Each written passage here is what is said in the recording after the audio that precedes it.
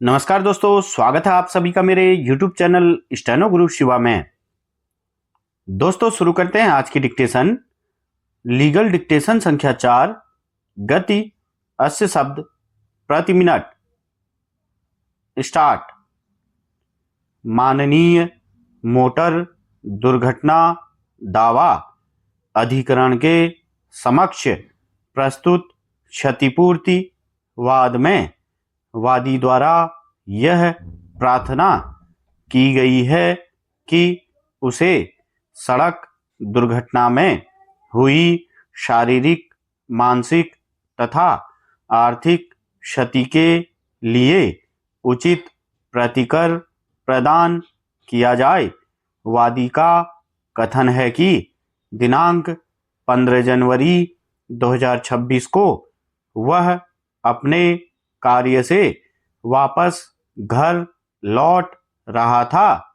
जब वह मुख्य राजमार्ग पर स्थित बस स्टैंड के समीप पहुंचा, तभी प्रतिवादी संख्या 1 द्वारा अत्यंत तेज गति एवं लापरवाही से चलाए जा रहे वाहन ने उसे टक्कर मार दी। दुर्घटना इतनी गंभीर थी कि वादी सड़क पर गिर पड़ा और उसके शरीर के विभिन्न अंगों में गंभीर चोटें आईं। वादी के अनुसार दुर्घटना के तुरंत बाद स्थानीय लोगों द्वारा उसे निकटवर्ती चिकित्सालय में भर्ती कराया गया, जहां उसका प्राथमिक उपचार किया गया। बाद में चिकित्सकों की सलाह पर उसे उच्च चिकित्सा संस्थान में रेफर किया गया, जहां कई दिनों तक उसका उपचार चला। उपचार के दौरान वादी को शल्य चिकित्सा से भी गुजरना पड़ा तथा उसे लंबे समय तक बिस्तर पर रहना पड़ा। वादी का कहना है कि दुर्घटना के कारण वह अपने नियमित व्यवसाय अथवा रोजगार को जारी रखने में असमर्थ हो गया, जिसके परिणाम स्वरूप उसकी आय पर प्रतिकूल प्रभाव पड़ा। वादी ने अपने दावे के समर्थन में चिकित्सीय अभिलेख, उपचार संबंधी बिल, दवा खरीदने की रसीदें तथा अन्य आवश्यक दस्तावेज न्यायालय के समक्ष प्रस्तुत किए हैं। वादी का यह भी कहना है कि दुर्घटना के कारण उसे न केवल आर्थिक हानि हुई है, बल्कि उसे असहनीय शारीरिक पीड़ा और मानसिक तनाव का भी सामना करना पड़ा है। इसलिए न्यायालय से अनुरोध किया गया है कि उसे न्यायोचित एवं पर्याप्त क्षतिपूर्ति प्रदान की जाए। प्रतिवादी संख्या 1 ने अपने लिखित कथन में वादी के आरोपों का खंडन किया है। उसका कहना है कि दुर्घटना उसकी लापरवाही के कारण नहीं हुई, बल्कि स्वयं वादी द्वारा यातायात नियमों का उल्लंघन किए जाने के कारण हुई। प्रतिवादी के अनुसार वादी अचानक सड़क पार करने का प्रयास कर रहा था, जिसके कारण दुर्घटना घटित हुई। प्रतिवादी ने यह भी कहा कि वाहन निर्धारित गति सीमा के अंतर्गत चलाया जा रहा था और चालक द्वारा पर्याप्त सावधानी बरती जा रही थी।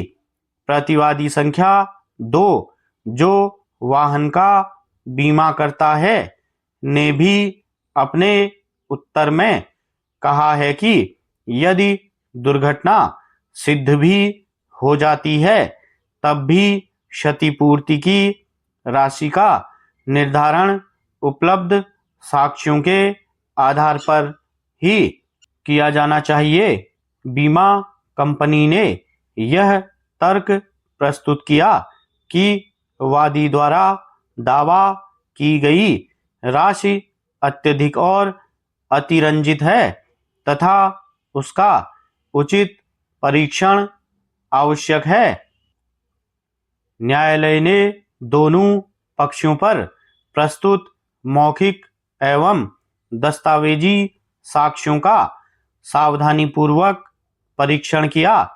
वादी की ओर से प्रस्तुत प्रत्यक्षदर्शी गवाहों ने स्पष्ट रूप से कहा कि दुर्घटना प्रतिवादी द्वारा वाहन को तेज गति और लापरवाही से चलाने के कारण हुई। गवाहों के कथनों में पर्याप्त सामंजस्य पाया गया और जिरह के दौरान भी उनके कथनों में कोई महत्वपूर्ण विरोधाभास सामने नहीं आया। दूसरी ओर प्रतिवादी अपने पक्ष में ऐसा कोई स्वतंत्र साक्ष्य प्रस्तुत नहीं कर सका जिससे यह सिद्ध हो सके कि दुर्घटना के लिए पूर्ण रूप से वादी ही उत्तरदायी था। न्यायालय ने चिकित्सीय अभिलेखों का भी अवलोकन किया। अभिलेखों से यह स्पष्ट होता है कि वादी को गंभीर चोटें आई थीं तथा लंबे समय तक उपचार कराना पड़ा। चिकित्सा विशेषज्ञ द्वारा प्रस्तुत प्रमाण पत्र से यह भी सिद्ध होता है कि दुर्घटना के परिणाम स्वरूप वादी को आंशिक स्थायी विकलांगता का सामना करना पड़ा है। इस तथ्य का उसके भविष्य के रोजगार एवं आय अर्जित करने की क्षमता पर प्रतिकूल प्रभाव पड़ना स्वाभाविक है। न्यायालय का मत है कि सड़क पर वाहन चलाने वाले प्रत्येक व्यक्ति का यह दायित्व है कि वह आवश्यक सावधानी बरते तथा अन्य नागरिकों की सुरक्षा का ध्यान रखे।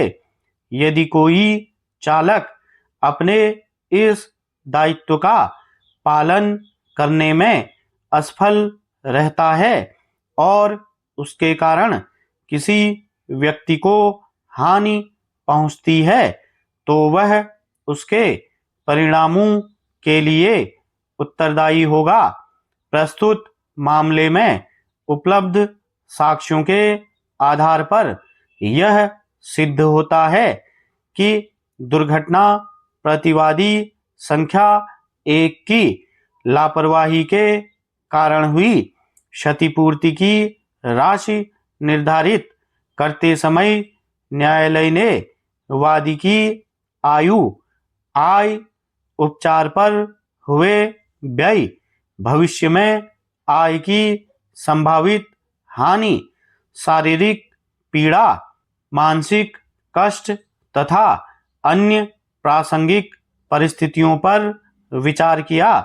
न्यायालय का यह मत है कि वादी को केवल चिकित्सा व्यय की प्रतिपूर्ति ही नहीं बल्कि उसके जीवन की गुणवत्ता में आई कमी तथा भविष्य में होने वाली कठिनाइयों के लिए भी उचित मुआवजा प्रदान किया जाना चाहिए।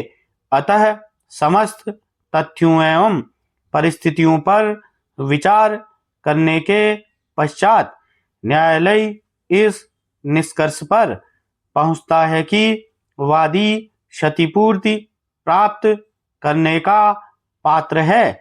फलस्वरूप वाद स्वीकार किया जाता है तथा प्रतिवादियों को संयुक्त रूप से निर्देशित किया जाता है कि वे निर्धारित क्षतिपूर्ति राशि विधि द्वारा अनुमत ब्याज सहित निर्धारित अवधि के भीतर वादी को अदा करें। यदि निर्धारित अवधि के भीतर भुगतान नहीं किया जाता है तो वादी विधि के अनुसार आदेश के निष्पादन हेतु उचित कार्यवाही करने के लिए स्वतंत्र होगा। वाद का निस्तारण उपर्युक्त आदेश के अनुसार किया जाता है। पक्षकारों को आदेश की प्रमाणित प्रति नियमानुसार उपलब्ध कराई जाए। स्टॉप।